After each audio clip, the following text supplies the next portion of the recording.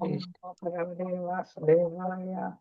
നാരായണം നമസ്കൃത്യം നരം ചൈവ നരോത്തമം ദേവീം സരസ്വതീം വ്യാസം തതോ ജയമുദീരയേ.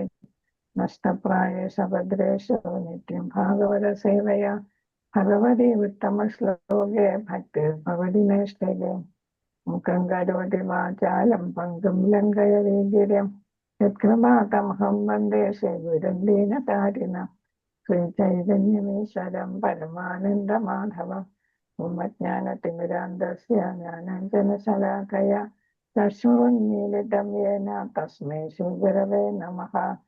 ചൈതന്യമനോഭീഷ്ടം സ്ഥാപിതം യേന ഭൂതലെ സ്വയം രൂപകഥാമഹ്യം ദദാതി സ്വപദാന്തികം. വന്ദേഹം ശ്രീഗുരു ശ്രീയുതപദകമലം ശ്രീഗുരുൻ വൈഷ്ണവാംശ ശ്രീരൂപം സാഗ്രജാതം സഗണ രഘുനാഥാനിധം തം സജീവം സാദ്വൈതം സാവധൂതം പരിജന സഹിതം കൃഷ്ണ ചൈതന്യദേവം ശ്രീരാധാകൃഷ്ണപാദം സഗണ ലളിതാ ശ്രീവിശാഖാന്വിതാംശ. ഹേ കൃഷ്ണ കരുണാ സിന്ധോ ദീനബന്ധോ ജഗത്പദേ ഗോപേശ ഗോപികാ കാന്ത രാധാകാന്ത നമസ്തുതേ.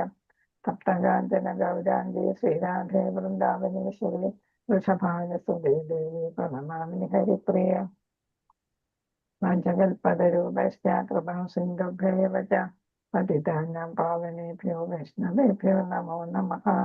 നമോ ഓം വിഷ്ണുപാദായ കൃഷ്ണപ്രേഷ്ഠായ ഭൂതലേ ശ്രീമദേ ഭക്തിവേദാന്ത സ്വാമിനീതി നാമിനെ. നമസ്തേ സരസ്വതേ ദേവേ ഗൗരവാണി പ്രചാരിണേ നിർവിശേഷ ശൂന്യവാദി പാശ്ചാത്യദേശതാരിണേ. ജയ ശ്രീകൃഷ്ണ ചൈതന്യ പ്രഭു നിത്യാനന്ദ ശ്രീ അദ്വൈത ഗദാധര ശ്രീവാസാദി ഗൗരഭക്തവൃന്ദ. ഹരേ കൃഷ്ണ കൃഷ്ണ കൃഷ്ണ ഹരേ ഹരേ ഹരേ രാമ രാമ രാമ ഹരേ ഹരേ. ഹരേ കൃഷ്ണ. ശ്രീനാഥാനന്ദ റിസ്പോൺ മംഗലാപുരത്തിന്റെ ഷോർട്ട് ഭാഗവതം ക്ലാസ്സിലേക്ക് എല്ലാവർക്കും സ്വാഗതം. ഹരേ കൃഷ്ണ മാതാജി. സ്ക്രീനിലൊന്നും വന്നില്ലല്ലോ മാതാജി. ഞാൻ വീഡിയോ ഓൺ ചെയ്തില്ല. ഇത് വന്നില്ല, ശ്ലോകമൊന്നും വന്നില്ല. ഇപ്പൊ വരും. ഹരേ കൃഷ്ണ ഹരേ കൃഷ്ണ.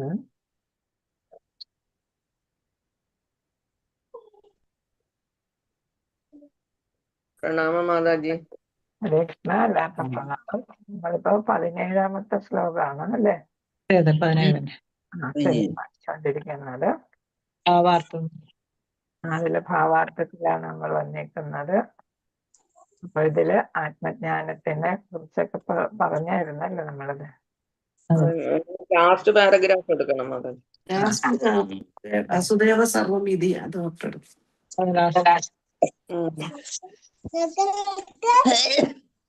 ഇത് മുതൽ എടുക്കണ്ടേ? അതിലേക്ക് ഭൗതിക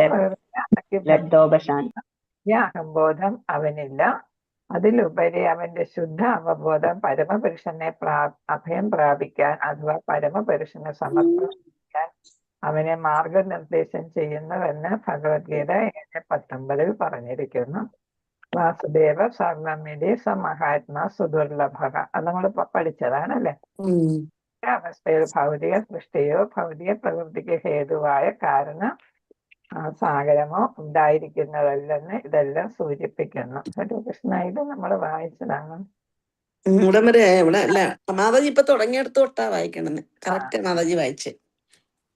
അപ്പൊ മുകളിൽ പ്രസ്താവിച്ച കാര്യങ്ങളെ സംബന്ധിച്ച സ്ഥിതിഗതികൾ അതീന്ദ്രിയ അവസ്ഥയിൽ വാസ്തവവും എന്ന ശുദ്ധ അവബോധത്തിന്റെ ഉത്കൃഷ്ടഭാവത്തിലുള്ള അതീന്ദ്രവാദിയുടെ ജ്ഞാനത്തെ സത്യമായി വെളിപ്പെടുകയും ചെയ്യുന്നു. അപ്പൊ ഇതെന്തായിട്ട് പറയുന്നു? ഇത് സ്ഥിതിഗതികളെല്ലാം ഈ വാസുദേവ സർവമിതി മഹാത്മാ സുദുർലഭ. അതായത് ഭഗവാനാണ് എല്ലാം അല്ലേ? ഈ നമ്മൾ കാണുന്ന ലോകം മുഴുവൻ ഭഗവാനാണ്. ഭൗതിക പ്രകൃതിയും ജീവസ്വത്തുകളും എല്ലാം ഭഗവാന്റേതാണ്, ഭഗവാന്റെ സൃഷ്ടിയാണ് എന്നുള്ള എല്ലാം എന്നുവെച്ചാൽ എല്ലാം ഭഗവാനാണ് എന്ന് സൂചിപ്പിക്കുന്ന ആ കാര്യം അതീന്ദ്രിയ അവസ്ഥയിൽ അത് നോക്കുമ്പോൾ എന്താണ്? അത് സത്യമാണ്. എന്നാൽ ശുദ്ധ അവബോധത്തിന്റെ ഉത്കൃഷ്ട ഭാവത്തിലുള്ള അതീന്ദ്രിയവാദിയുടെ ജ്ഞാനത്തിലും അത് സത്യമായി വെളിപ്പെടുന്നു. അപ്പൊ ഈ സത്യം എന്താണ്? യഥാർത്ഥത്തിലുള്ള കാര്യമാണ്. ഭഗവാൻ തന്നെയാണ് എല്ലാത്തിന്റെയും സൃഷ്ടികർത്താവും നിയന്താവും എല്ലാം അല്ലേ? എല്ലാം ഭഗവാൻ തന്നെയാണെന്നുള്ളത് അതീന്ദ്രവാദിക്ക് അദ്ദേഹത്തിന്റെ ജ്ഞാനത്തിലെ സത്യമായി വെളിപ്പെട്ട് കിട്ടുകയും ചെയ്യുന്നു. അപ്പൊ പരമസത്യം അയാൾക്ക് ആ പരമസത്യമായിട്ട് തന്നെ ഉൾക്കൊള്ളാനായിട്ട് സാധിക്കുന്നു. ഏത് തലത്തിലെത്തുമ്പോഴാണ് അതീന്ദ്രവാദി ജ്ഞാനത്താൽ ഉന്നത സ്ഥിതിയിൽ എത്തുമ്പോഴാണ് അദ്ദേഹത്തിന് ഇത് ഉൾക്കൊള്ളാനായിട്ട് സാധിക്കുന്നത്. എന്നുവെച്ചാൽ പരമസത്യമായി തന്നെ ബോധ്യപ്പെടുന്നു. വ്യക്തിശൂന്യവാദികളും വ്യക്തിഗതവാദികളും ഭക്തരും അവ്യക്തിഗതവാദിയെ സംബന്ധിച്ചിടത്തോളം പരമലക്ഷ്യം അഥവാ പരമപ്രാപ്യസ്ഥാനം ആത്മീയ ആകാശത്തിലെ ബ്രഹ്മജ്യോതിയാകുന്നു. അപ്പൊ എന്താണ് പറയുന്നത്? വ്യക്തിശൂന്യവാദികൾക്ക് എന്താണ് അവ്യക്തഗതി, ഭഗവാന് രൂപമില്ല എന്നൊക്കെ വിശ്വസിക്കുന്നവർക്ക് എന്തായിട്ട് മാറുന്നു? ഇത് പരമലക്ഷ്യം എന്തായിട്ട് മാറുന്നു? പരമപ്രാപ്യസ്ഥാനം ആത്മീയ ആകാശത്തിലെ ബ്രഹ്മജ്യോതിയാകുന്നു. നമ്മളത് പഠിച്ചിട്ടുണ്ട്. സച്ചിത് ആനന്ദത്തിലെ സത്ത് മാത്രമേ ഇവിടെ നമ്മൾ സാക്ഷാത്കരിക്കുന്നുള്ളൂ, അല്ലെ? ചിത്ത് അതായത് ശാശ്വതത്വം കിട്ടുന്നു, ജ്ഞാനവും അതേപോലെ ആനന്ദവും അവർക്ക് കിട്ടുന്നില്ല. കാരണം എന്താണ്? അവർ ഭഗവാനിൽ നിന്ന് ഉത്ഭവിക്കുന്ന ബ്രഹ്മജ്യോതിയില് ലയിക്കാനാണ് താല്പര്യം. അതായത് ഭഗവാനും വൈകുണ്ഠ ലോകത്തിലെത്തിയ സേവനം ചെയ്യാനായിട്ട് അവർക്ക് സാധിക്കുന്നില്ല, അതിനവർ കാക്ഷിക്കുന്നുമില്ല. അവരുടെ ജ്ഞാനം അതുവരെ എത്തിയിട്ടുള്ളൂ. എന്നാൽ ഭക്തന്റെ ആത്യന്തിക ലക്ഷ്യം എവിടെ എത്തുക? വൈകുണ്ഠ ലോകമാണ്. ഭഗവാന്റെ അതീന്ദ്രിയ പ്രേമയുടെ സേവനത്തിനായുള്ള ആത്മീയ രൂപപ്രാപ്തിയിലേക്ക് ഭക്തർക്ക് മുകളിൽ സൂചിപ്പിച്ച അവസ്ഥാഭാവങ്ങൾ അനുഭവവേദ്യമാകുന്നു. അപ്പൊ യഥാർത്ഥത്തിൽ അതീന്ദ്രിയ ജ്ഞാനം കിട്ടി ഭഗവാനെ യഥാർത്ഥത്തിൽ മനസ്സിലാക്കുന്നത് ആര് തന്നെയാണ്? ഭഗവാന്റെ ഭക്തൻ തന്നെയാണ്, അല്ലെ? ആ ഭക്തനാണ് ഇതിനു വേണ്ടിയിട്ട് ആഗ്രഹിക്കുന്നത്, ഭക്തിയുത സേവനം ചെയ്യാനായിട്ട് വൈകുണ്ഠ ലോകത്തില് എത്തണമെന്ന് ആഗ്രഹിക്കുന്നത്. മറ്റവരെന്താണ്? ബ്രഹ്മജ്യോതിസിൽ ലയിക്കാന് ആഗ്രഹിക്കുന്നുള്ളൂ. എന്നാൽ ഭഗവത് സംസർഗത്തെ തിരസ്കരിക്കയാൽ അവ്യക്തഗതവാദി ആധ്യാത്മിക അതിനായിട്ടുള്ള ആത്മീയ ശരീരം വളർത്തിയെടുക്കുന്നില്ല. നമുക്ക് എന്ത് കിട്ടുമെന്നാ പറയുന്നത്? സ്വരൂപം കിട്ടും, അല്ലെ? ഭഗവാനെ യഥാർത്ഥത്തിൽ മനസ്സിലാക്കി പരമസത്യം അതേപോലെ ഉൾക്കൊണ്ട് ഭക്തിയുത സേവനം ചെയ്യാൻ ആഗ്രഹിക്കുന്നവർക്ക് വൈകുണ്ഠത്തിൽ പോകുന്നതിന് വേണ്ടിയിട്ട് അവരുടെ യഥാർത്ഥ രൂപം കിട്ടുന്നു. നമുക്ക് ആദ്യമേ ഒരു രൂപം ഉണ്ടായിരുന്നു, അതാണ് നമ്മുടെ യഥാർത്ഥ രൂപം, എന്നാൽ സ്വരൂപം എന്ന് പറയുന്നത്. അപ്പൊ അങ്ങനെ പോകാനുള്ളവർക്ക് എന്ത് കിട്ടുന്നു? സ്വരൂപം കിട്ടുന്നു. അവ്യക്തഗതവാദികൾക്ക് അത് കിട്ടുന്നില്ല. എന്നാലും ആത്മീയ സ്ഫുലിംഗമായി മാത്രം സ്ഥിതി ചെയ്യുകയും പരമദിവ്യോത്തമ പുരുഷന്റെ ദീപ്തമത്തായ ആധ്യാത്മിക കിരണങ്ങളിൽ വിലയം പ്രാപിക്കുകയും ചെയ്യുന്നു. അപ്പൊ വൈകുണ്ഠത്തിൽ എത്തുന്നില്ല, സ്വരൂപം കിട്ടുന്നില്ല എങ്കിൽ തന്നെയും ഭഗവാന്റെ ശരീരത്തിൽ നിന്ന് ഉത്ഭവിക്കുന്ന ആധ്യാത്മിക കിരണങ്ങളിൽ അവർക്ക് വിലയം പ്രാപിക്കാനായിട്ട് സാധിക്കുന്നു. അതായത് ഭാഗികമായിട്ട് അവർക്ക് ഭഗവാന് ലഭ്യമാകുന്നു. ഒളി ഭാഗികം, അല്ലെ? പൂർണ്ണമായിട്ട് ലഭിക്കുന്നില്ല. സനാതനത്വം അതായത് നിത്യത, ഉപലഭം, അഭിജ്ഞാനം, പരമാനന്ദം അതായത് ജ്ഞാനം, നിത്യത, ശാശ്വതത്വം മാത്രമേ എവിടെ കിട്ടുന്നുള്ളൂ? ബ്രഹ്മജ്യോതിസിൽ ലയിക്കുമ്പോൾ, അല്ലെ? പിന്നെ ഏതാണ്? ജ്ഞാനം, പരമാത്മാവിനെ നമ്മൾ സ്മരിച്ച് അതിനെ പ്രാപ്തമാക്കാൻ ശ്രമിക്കുമ്പോഴാണ് ജ്ഞാനം കിട്ടുന്നത്. ഭഗവാനിൽ എത്തുമ്പോഴാണ് ഇത് മൂന്നും നമുക്ക് ലഭിക്കുന്നത്, പരമാനന്ദം. അപ്പൊ സച്ചിത് ആനന്ദം ലഭിക്കുന്നത് ഭഗവാനിൽ എത്തിച്ചേരുമ്പോഴാണ്, അല്ലെങ്കിൽ വൈകുണ്ഠങ്ങളിൽ എത്തിച്ചേരുമ്പോഴാണ്.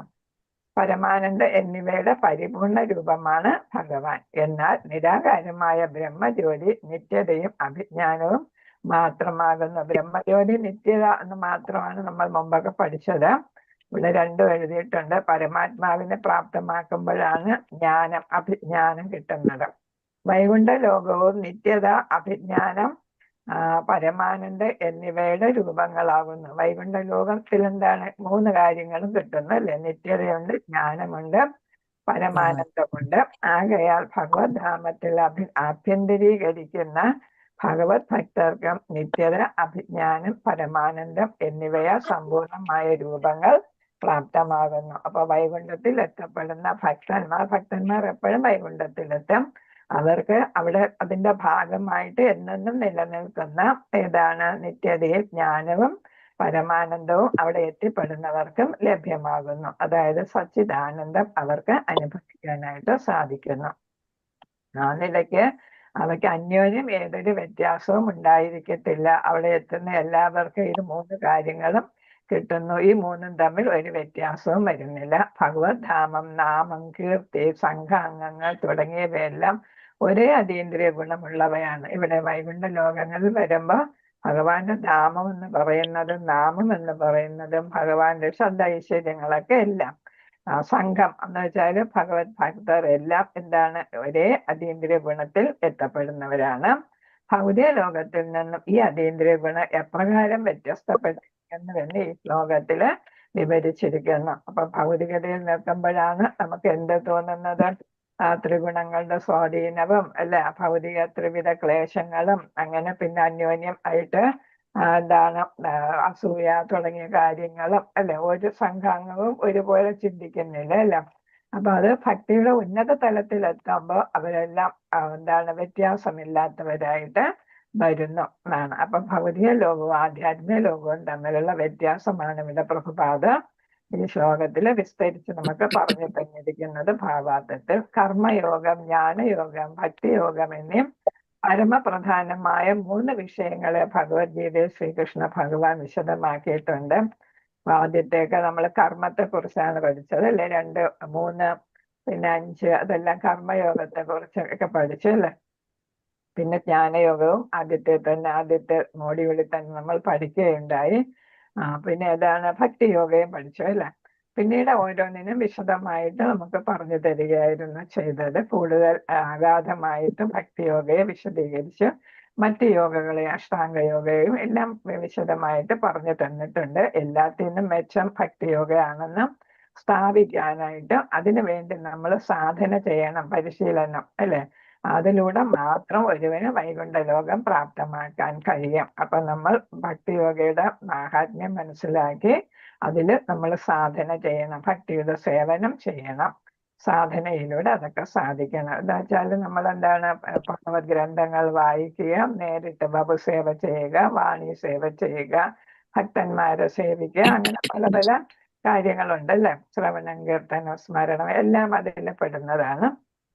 അങ്ങനെ നമുക്ക് വൈകുണ്ഠ ലോകത്ത് എത്തിച്ചേരുന്നതിന് ഒരുവനെ സഹായിക്കാൻ കർമ്മയോഗയും ജ്ഞാനയോഗയും അസമർത്ഥമെങ്കിലും മുകളിൽ സൂചിപ്പിച്ചതുപോലെ ഒരുവനെ പ്രദീപ്തമായ ബ്രഹ്മജ്യോതിയിൽ വിലയിപ്പിക്കാൻ അവയ്ക്ക് കഴിയും. അപ്പൊ വൈകുണ്ഠത്തിൽ എത്തിയില്ലെങ്കിലും കർമ്മയോഗയും ജ്ഞാനയോഗയും കർമ്മത്തിലൂടെ ഭഗവാനുമായിട്ട് ബന്ധപ്പെടുന്നു. നിശ്ചിതമായിട്ട് നമുക്ക് അതാണ് ചെയ്യാനായിട്ട് പറഞ്ഞിട്ടുള്ള കർമ്മം ഭഗവാന് സമർപ്പിച്ച് ചെയ്യുമ്പോഴാണ് അത് കർമ്മയോഗയാകുന്നത് അല്ലെ, ഫലം ഇച്ഛിക്കാതെ അല്ലെ. അപ്പൊ പറയുന്നത് നമ്മൾ എല്ലാ കർമ്മങ്ങളും ഭഗവാൻ അർപ്പിച്ച് ചെയ്യുന്നു. കാമ്യകർമ്മങ്ങൾ അല്ലാതെ നമ്മൾ ചെയ്യുമ്പോൾ അകർമ്മത്തിൽ അല്ലെ, അകർമ്മത്തിൽ നമ്മൾ പ്രവർത്തിക്കുമ്പോൾ അത് നമ്മൾ എന്ത് ചെയ്യും? ബ്രഹ്മജ്യോതിയിൽ എത്തിക്കാനായിട്ട് സഹായിക്കും. ജ്ഞാനയോഗയും നമ്മൾ ബ്രഹ്മജ്യോതിയിൽ എത്തിക്കാനായിട്ട് സാധിക്കും എന്നാണ് പറയുന്നത്. ഒരുവന് ദീപ്തമായ ബ്രഹ്മജ്യോതിയിൽ വിലയിപ്പിക്കാം. അപ്പൊ ഭഗവാന്റെ ഭാഗികമായിട്ടുള്ള അനുഗ്രഹം കിട്ടുന്നുണ്ട് അല്ലെ. ഭാഗികമായിട്ട് നമുക്ക് മുക്തി ലഭിക്കുന്നു. ഏതാണ് അവിടെ വരുന്നത്? സായുജ്യമുക്തി അല്ലെ. അപ്പൊ ബ്രഹ്മജ്യോതി സായുജ്യമുക്തിക്ക് നമുക്ക് സാധിക്കുന്നു എന്നാണ് ഇവിടെ പറയുന്നത്. ശ്ലോകം 18. ഓം നമോ ഭഗവതേ വാസുദേവായ. പരം പദം വൈഷ്ണവ മാമനന്ദിത അതുൽസിത അസുൽസി സൃഷ്ടവ വിസൃജ്യ ദൗരാജ്ഞ്യം അനന്യ സൗഹൃദ ഹൃദ്യോപഗുഹ്യാർഹ പദം പദേ പദേ. പരം പദം വൈഷ്ണവ മാമനന്ദിത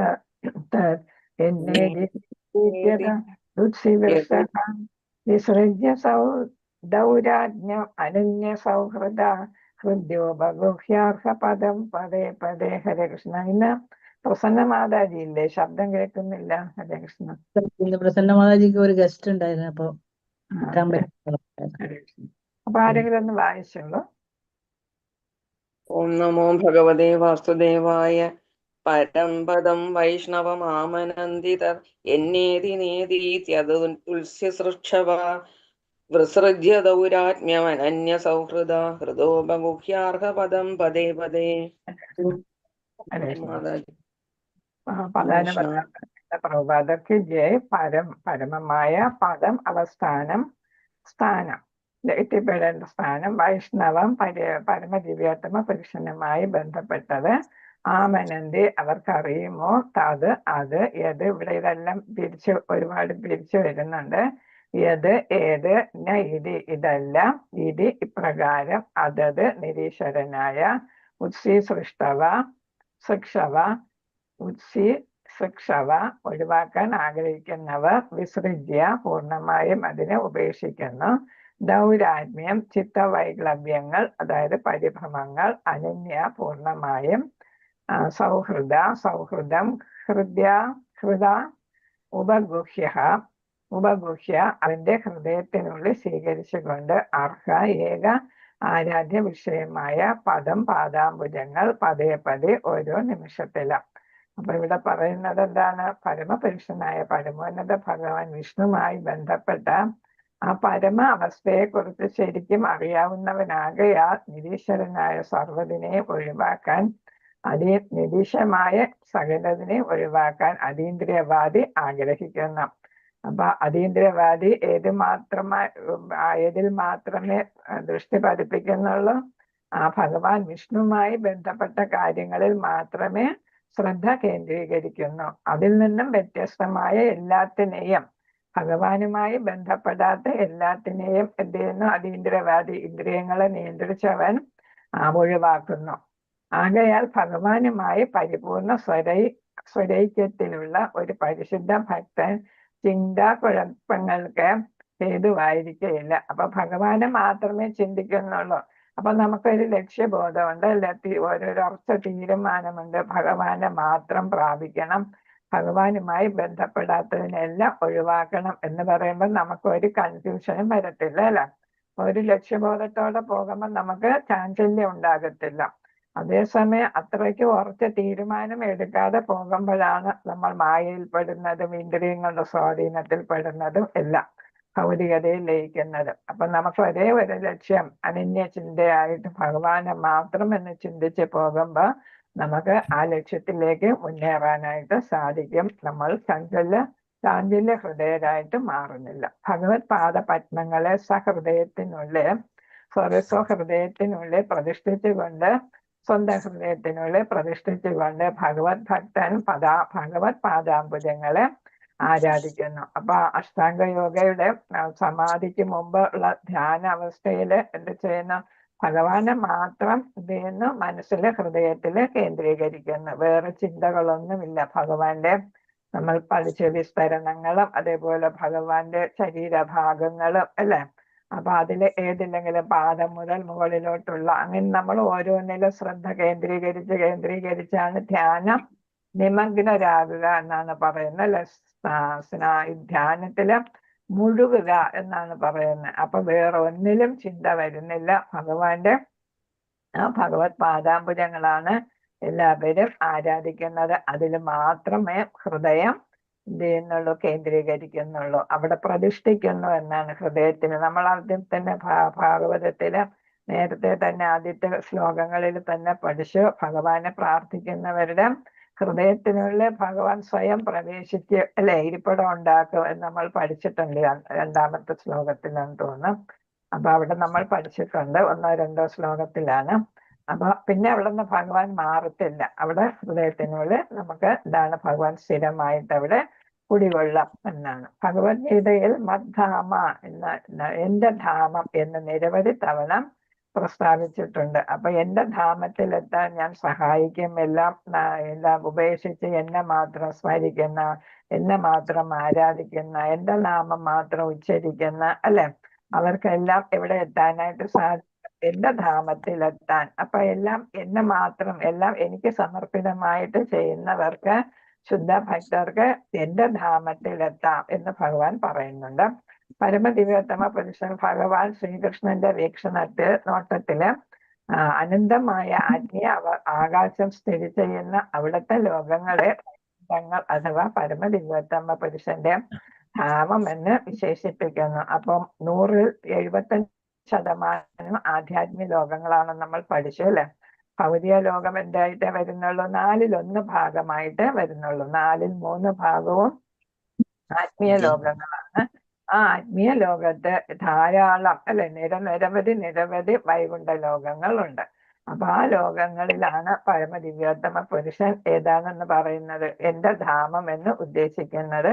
അവിടെ നമ്മൾ ഏത് ഭാവത്തിലാണ് ഭഗവാനെ ആരാധിക്കാൻ ഉദ്ദേശിക്കുന്നതെന്ന് വെച്ചാൽ ആ ധാമത്തിൽ, ആ വൈകുണ്ഠത്തിൽ എത്തിച്ചേരാനായിട്ട് നമുക്ക് സാധിക്കും. നമ്മൾ ഭീഷ്മദേവൻ പാർത്ഥസാരഥി വൈകുണ്ഠത്തിലെത്തിയെന്ന് നമ്മൾ പഠിച്ചു അല്ലെ.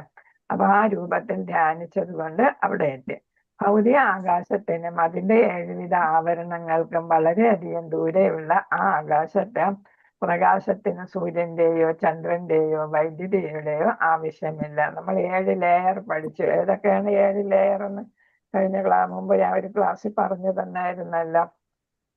ഏതാണ് ആദ്യം വരുന്നത്? ഭൂമി, പിന്നെ ഏതാണ്? ജലം, അഗ്നി. ഏതൊക്കെയാണ് ഓർത്ത് നോക്കൂ. വായു, ആകാശം, പിന്നെ ഏതാണ് 2 മഹത്തത്വം അല്ലെ? മഹത്തത്വം, അഹങ്കാരം. അതാണ് 7 ലെയർ എന്ന് പറയുന്നത്. അപ്പൊ നമ്മുടെ ഓരോ ബ്രഹ്മാണ്ടത്തിനും 7 കവറിങ്സ് ഉണ്ട്.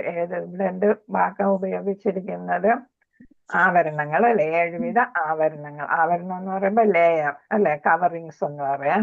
അപ്പൊ ഓരോ 7 കവറിങ് ഉണ്ട് എന്നുള്ളതാണ് ഈ ബ്രഹ്മാണ്ടത്തിന്. അത് ഏറ്റവും ആദ്യത്തേതായിട്ട് ഏറ്റവും ഉള്ളിലായിട്ട് വരുന്നതാണ് ഭൂമി. ഭൂമിയുടെ ഏതാണ് അകത്തു നിന്ന് പുറത്തേക്കായിട്ടാണ് ഇതിനെ കണക്കാക്കുന്നത്. അപ്പൊ ഇതിനെ പറയുന്ന ബ്രഹ്മ അണ്ഡം അല്ലെ? അണ്ഡം, കോസ്മിക് ഷെൽ എന്നാണ് ഇംഗ്ലീഷിൽ പറയുന്ന. ബ്രഹ്മ അണ്ഡം, മുട്ട അല്ലെ? അപ്പൊ ബ്രഹ്മ അണ്ഡം, അതാണ് ബ്രഹ്മാണ്ഡം എന്ന് പറയുന്ന കോസ്മിക് ഷെൽ. ആ കോസ്മിക് ഷെല്ലിനാണ് 7 കവറിങ്സ് ഉള്ളത്. അതിൽ ഏറ്റവും അകത്തായിട്ട് വരുന്നതാണ് ഭൂമി. അത് കഴിഞ്ഞിട്ട് അടുത്ത ജലം. ഓരോന്നും തമ്മിൽ 10 ടൈം ഗ്രേറ്റർ ആയിട്ട് വലുതായിരിക്കും വ്യത്യാസം. ഭൂമിയുടെ ഡയമീറ്റർ പറയുന്നത് 4 ഭൂമിക്ക് അകത്തായിട്ട് ഇന്നർ സ്പേസ് എന്ന് പറഞ്ഞിട്ടൊരു ഇതുണ്ട്, ശൂന്യാകാശം അല്ലെ? ശൂന്യാകാശം അറിയാം നമുക്കല്ലേ? ശൂന്യാകാശമുണ്ട്. അപ്പൊ ശൂന്യാകാശത്തിന്റെ വിസ്താരം എന്ന് പറയുന്നത്, ഡയമീറ്റർ എന്ന് പറയുന്നത് 4 ബില്യൺ മൈലാണ്. 4 ബില്യൺ മൈലാണ്. അപ്പൊ അത് കഴിഞ്ഞിട്ട് ഭൂമി വരുന്നു. അപ്പൊ ഈ 4 ബില്യൺ ലെയർ കഴിഞ്ഞ് ഭൂമി വരുമ്പോ ഭൂമിക്ക് എത്ര വിസ്താരം വരും? 40 ബില്യൺ മൈലാണ് അതിന്റെ കവറിങ് എന്ന് പറയുന്നത്. 40 ബില്യൺ എന്നാണ്, മില്യൺ അല്ല ബില്യൺ മൈലാണ് അതിന്റെ കവറിങ്. അടുത്ത് വരുന്നത് ജലം. അപ്പൊ ഭൂമിയിൽ നിന്നും 10 തവണ എന്തായിട്ടാണ്? 10 ഇരട്ടി അല്ലെ? 10 ഇരട്ടി കനം അതിനുണ്ടായിരിക്കും, കനം. അപ്പൊ അവിടെ എത്ര വരുന്നു? 40 × 10 എന്ന് പറയുമ്പോ 400 ബില്യൺ മൈലാണ് ഏത് തമ്മിലുള്ള വ്യത്യാസം വരുന്നത്? ഭൂമിയും ജലം എന്ന് പറയുന്ന കവറിങ്ങും തമ്മിലുമായിട്ട് വരുന്നത്. അങ്ങനെ ഓരോന്നും 10 ഇരട്ടി ആയിട്ട് പോകാം. അപ്പൊ ഓരോന്നിന്റെയും കനം എന്ന് പറയുന്നത് അതിന് മുന്നേ ഉള്ളതിൽ നിന്ന് 10 ഇരട്ടിയാണ്. അപ്പൊ ശൂന്യാകാശത്തിൽ നിന്ന് 10 ഇരട്ടിയായിട്ട് ഭൂമി വരും. ഭൂമിയാണ് ആദ്യത്തെ കവറിങ് ആയിട്ട് വരുന്നത്. അത് കഴിഞ്ഞിട്ട് ജലം ഭൂമിയുടെ 10 ഇരട്ടി കനത്തിലായിരിക്കും അതിന്റെ കവറിങ്. പിന്നെ അഗ്നി, പിന്നെ വായു. നമ്മളെ ഭൂതങ്ങളാണ് അല്ലെ? അത് കഴിഞ്ഞിട്ട് ആകാശം. അതാണ് അതിന്റെ ഓർഡർ. ഭൂമി, ജലം, അഗ്നി, വായു, ആകാശം എന്നതാണ് അതിന്റെ ഓർഡർ ആയിട്ട് വരുന്നത്. ഭൂമി, ജലം, അഗ്നി, വായു, ആകാശം, അതാണ് ഓർഡർ. അത് കഴിഞ്ഞിട്ട് മഹത്തത്വം നമ്മൾ പഠിച്ചതാണ്. മഹത്തത്വത്തിലാണ് ഭഗവാൻ വീക്ഷിക്കുന്നു. അങ്ങനെ ഭൗതിക പ്രകൃതി പിന്നെ വസ്തുക്കളെ സൃഷ്ടിക്കുന്നു എന്നൊക്കെ, ജീവസത്തകളെയൊക്കെ സൃഷ്ടിക്കുന്നു. അടുത്ത് വരുന്നത് മിഥ്യാഹങ്കാരം. ഏറ്റവും മുകളിലുള്ള കവറിങ് ആണ് മിഥ്യാഹങ്കാരം. അപ്പൊ അങ്ങനെയാണ് ഇതിന്റെ ക്രമത്തില് പോകുന്നത്. അപ്പൊ ഓരോന്ന് 10 തവണ ഇരട്ടിച്ചാണ് വരിക. അപ്പൊ ഇവിടെ അങ്ങനെ 7 ആവരണങ്ങൾക്കും വളരെയധികം. അപ്പൊ എത്ര ദൂരമാണ് വരുന്നതെന്നുള്ളത്, ബ്രഹ്മാണ്ടം കഴിഞ്ഞിട്ട് പിന്നെയും വളരെ ദൂരെയാണ് വരുന്നത്.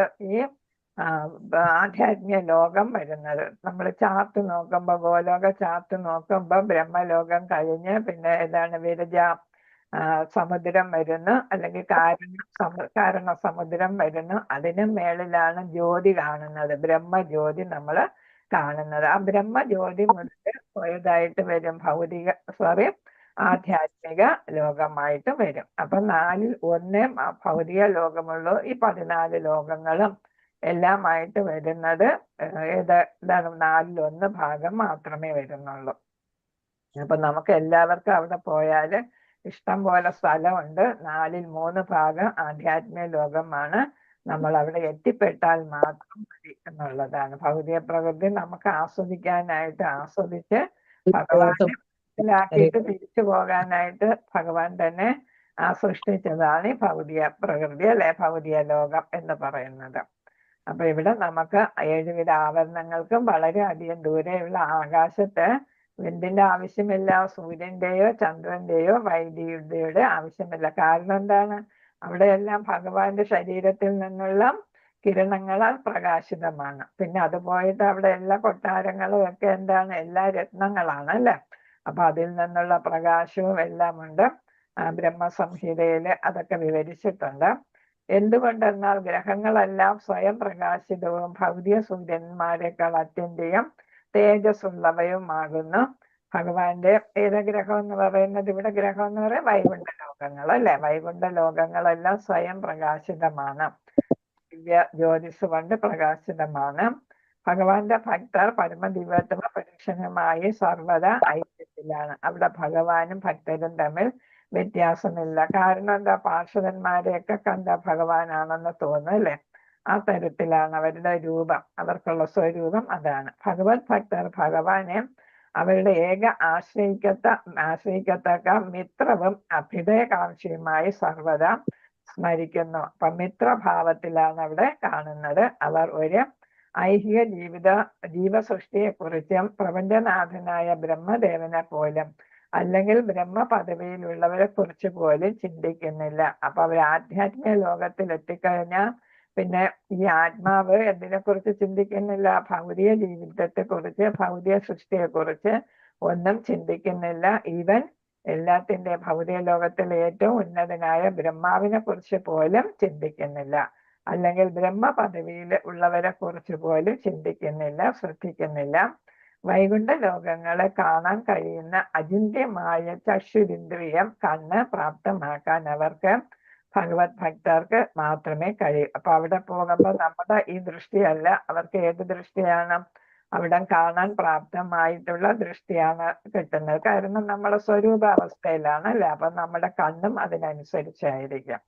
അപ്പൊ ഇതെല്ലാം കിട്ടുന്നത് ഭക്തർക്ക് മാത്രം. അത്തരം പരിശുദ്ധ ഭക്തർ പരമപുരുഷനായ ഭഗവാനാൽ പരിപൂർണമായി നയിക്കപ്പെടുന്നവരാകയാൽ ബ്രഹ്മം എന്തെന്നും ബ്രഹ്മമല്ലാത്തതെന്തും എന്നുള്ള സംവാദത്തിൽ സമയം പാഴാക്കുന്നതിലൂടെയോ ഭഗവാനുമായി ഏകത്വം പ്രാപിച്ചുവെന്ന് സ്വയം തെറ്റായി ധരിക്കുന്നതിലൂടെയോ ഭഗവാനെ വേറിട്ടൊരർത്ഥമില്ലെന്ന് വാദിക്കുന്നതിലൂടെയോ ഈശ്വരനെ ഇല്ലെന്നോ ജീവസത്തകളും സ്വയം ഭഗവാനാണെന്നോ ഭഗവാൻ സ്വയം അവതരിക്കുമ്പോൾ അദ്ദേഹം ഒരു ഭൗതിക ശരീരം ഉൾക്കൊള്ളുന്നുവെന്നോ ഉള്ള ആത്മജ്ഞാനപരമായ ഗ്രഹണശക്തിയെ കുറിച്ചുള്ള കാര്യങ്ങളിൽ ഏതൊരു ആശയക്കുഴപ്പവും സൃഷ്ടിക്കുന്നില്ല.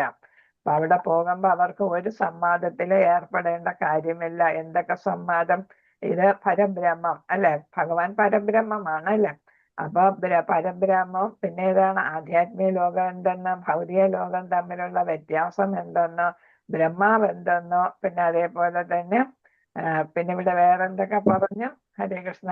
ഭഗവാന് വേറിട്ടൊരു അസ്തിത്വം ഇല്ലെന്ന് വാദിക്കാനോ ഈശ്വരനെ ഇല്ലെന്ന് വെച്ചാൽ എന്താണ്? അതീസോ അല്ലെ നിരീശ്വരവാദമോ, അല്ലെങ്കിൽ ഞാൻ സ്വയം ഭഗവാനാണെന്ന് ചിലർ വാദിക്കുക, അല്ലെ? ഞാൻ ഭഗവാനാണ്, അഹം ബ്രഹ്മാസ്മി, അല്ലെ? അപ്പൊ ഞാൻ ഭഗവാനാണെന്ന് വാദിക്കുകയോ, പിന്നെ ഭഗവാൻ അവതരിക്കുമ്പോ ഭൗതിക ശരീരം കൃഷ്ണനായിട്ട് വന്നപ്പോ ഭൗതിക ശരീരമാണ് ഭഗവാൻ ഒരു വെറും മനുഷ്യനാണ് എന്നൊക്കെ വാദിച്ചവരുണ്ട്, അല്ലെ? അപ്പൊ അങ്ങനെ ആത്മജ്ഞാനപരമായിട്ടുള്ള വാദങ്ങളൊന്നും ഭഗവാനെ കുറിച്ചുള്ള വാദങ്ങളിലൊന്നും അവർക്ക് ഏർപ്പെടേണ്ട കാര്യമില്ല. കാരണം എന്താ? അവിടെ അവർക്ക് ഒരു ആശയക്കുഴപ്പമില്ല. കാരണം എന്താ? അവരോടൊപ്പം ഭഗവാൻ അവിടെ സ്ഥിതി ചെയ്യുന്നു അല്ലേ. അപ്പൊ അവർ ഭഗവാനുമായിട്ട് എന്താണ് ജീവിക്കുമ്പോ അവർക്ക് വേറൊന്നിനെ കുറിച്ചുള്ള ചിന്തയെ വരുന്നില്ല. അപ്പൊ അങ്ങനെയുള്ള കാര്യങ്ങളെ അവരുടെ ചിന്തയിൽ ഇല്ല എന്നാണ്. അപ്പൊ എന്താ അവിടെ സച്ചിദാനന്ദം അല്ലെ, അത് മാത്രം അനുഭവിച്ച് എന്ത് ചെയ്യുക, ഭഗവാന് സേവനം ചെയ്യുക. ഒരു സുഹൃത്തായിട്ട് അവരെല്ലാം നയിക്കുന്ന ഒരു ആളായിട്ട് ഭഗവാൻ അവിടെ നിൽക്കുന്നു. മാത്രമല്ല പല അവ്യക്തമായ കാൽപ്പനിക സിദ്ധാന്തങ്ങളെ അവർ സ്വയം ആശ്രയിക്കുന്നുമില്ല. ഇവിടെ ഭൗതിക ലോകത്ത് നിൽക്കുമ്പോഴാണ് താൽക്കാലികമായിട്ട് ഉള്ളതും ഇമാജിനറി ആയിട്ടുള്ള തിയറീസിനെ അല്ലെ, സിദ്ധാന്തങ്ങളെ, ഫിലോസഫീസിനെ, ഇസംസിനെ എല്ലാം ആശ്രയിക്കേണ്ടി വരുന്നത്. അവിടെ ചെല്ലുമ്പോൾ ഒരു ഇസത്തിന്റെയും ഒരു ഫിലോസഫിയുടെയും ആവശ്യമില്ല. യഥാർത്ഥത്തിൽ അവ്യക്തമായ കാൽപ്പനിക സിദ്ധാന്തങ്ങളൊക്കെയും അതീന്ദ്രിയ ജ്ഞാനശക്തിയിലേക്കുള്ള പ്രവർത്തന പദത്തിലെ വിവിധ പ്രതിബന്ധങ്ങളാകുന്നു. എന്ന് വെച്ചാൽ ഭഗവാനെ കുറിച്ച് തെറ്റായിട്ടുള്ള ചിന്തകളൊക്കെയാണ് ഈ സാങ്കല്പികമായിട്ടുള്ള കാൽപ്പനിക ഇമാജിനറി ആയിട്ടുള്ള ചിന്തകൾ. യഥാർത്ഥ ഭക്തന് അങ്ങനെയുള്ള ചിന്തകളൊന്നും വരുന്നില്ല അല്ലെ. ഇത് ഭഗവാനാണോ, അല്ലെങ്കിൽ ഇതാണ് ഭഗവാൻ ശരിയായിട്ടുള്ള ഇത് വെറും ഒരു മനുഷ്യനാണോ, ഭഗവാന് കഴിവുണ്ടോ, അങ്ങനെ ഇങ്ങനെയൊക്കെയുള്ള ചിന്തകളും അതിനെക്കുറിച്ചുള്ള സിദ്ധാന്തങ്ങളും ഒക്കെ ഇവിടെ നിൽക്കുമ്പോൾ മാത്രമേ ഉള്ളൂ. അതൊക്കെ എന്താണ്, യഥാർത്ഥ ഭക്തിയിൽ തടസ്സങ്ങളാണ് ഉണ്ടാക്കുന്നത്. എന്ന് വെച്ചാൽ നമ്മൾ ഭഗവാനെ നെഗറ്റീവ് ആയിട്ട് ചിന്തിക്കുമ്പോൾ നമ്മുടെ ഭക്തിക്ക് കോട്ടം തട്ടും എന്നുള്ളതാണ്. നമുക്കും അപ്പൊ സംശയം വരും, നമ്മളിപ്പോ ഭക്തിയിൽ പോകണോ വേണ്ടയോ എന്നൊക്കെ. വ്യക്തിഗതവാദികൾ അല്ലെങ്കിൽ അഭക്തരുടെ സമൂഹം ഒഴികെ സ്വയം ഭക്തരെന്ന് ഭാവിക്കുന്നവരും എന്നാൽ നിരാകാര ബ്രഹ്മത്തെ വിലയം പ്രാപിച്ച് മുക്തി പ്രാപിക്കാമെന്നുള്ള ആശയം മനസ്സിൽ കാത്തു സൂക്ഷിക്കുന്നവരുമായ മറ്റൊരു ഗണവുമുണ്ട്. അപ്പൊ ഭക്തരിൽ നിന്ന് വ്യത്യസ്തമായിട്ട് സ്വയം ഭക്തരെന്ന് ഭാവിക്കുന്നവരുണ്ട്. നിരാകാര ബ്രഹ്മത്തില് സായുജ്യമുക്തി നേടാം എന്നുള്ള ആഗ്രഹം വയ്ക്കുന്നവരുണ്ട്. പിന്നെ അങ്ങനെ പല പല ആളുകളുണ്ട് എന്നാണ്. തുറന്ന വിഷയാസക്തിയിലൂടെ അവരുടേതായ ഭക്തിയുടെ സേവന മാർഗം നിയമവിരുദ്ധമായി സൃഷ്ടിക്കുകയും അവരെ പോലെ വിഷയികളായ അഥവാ ദുഷ്ടചരിതങ്ങളായ മറ്റുള്ളവരെ തെറ്റായി നയിക്കുകയും ചെയ്യുന്നു. അപ്പൊ ഇടയ്ക്ക് നമ്മൾ അവര് സ്വാമിജിയുടെ പേര് ഞാനങ്ങ് മറന്ന്, ലൈംഗികമായിട്ടൊക്കെ ആസ്വാദനം നടത്തി അങ്ങനെ അല്ലെ, ആണും പെണ്ണും ഒക്കെ ഒരുമിച്ച് ഡാൻസ് ചെയ്യുകയും അങ്ങനെ പാട്ട് പാടുകയും മറന്നുപോയി. അപ്പൊ നിങ്ങൾക്ക് അറിയാമായിരിക്കും, ഇടയ്ക്ക് ഭയങ്കര പ്രചാരം ശ്രദ്ധിച്ചിരുന്നതാണ്. ഈ നൂറ്റാണ്ടിൽ തന്നെയാണ് ഭയങ്കരമായിട്ട് അത് പ്രചാരം ശ്രദ്ധിച്ചിരുന്നു. യുവാക്കളെല്ലാം അതില് ആകർഷിതരായി. അപ്പൊ അവിടെ ലൈംഗിക ആസക്തി എല്ലാം തൃപ്തിപ്പെടുത്താനായിട്ട് ഒക്കെ സാധിക്കുന്ന ഒരു അവസരമായിരുന്നു.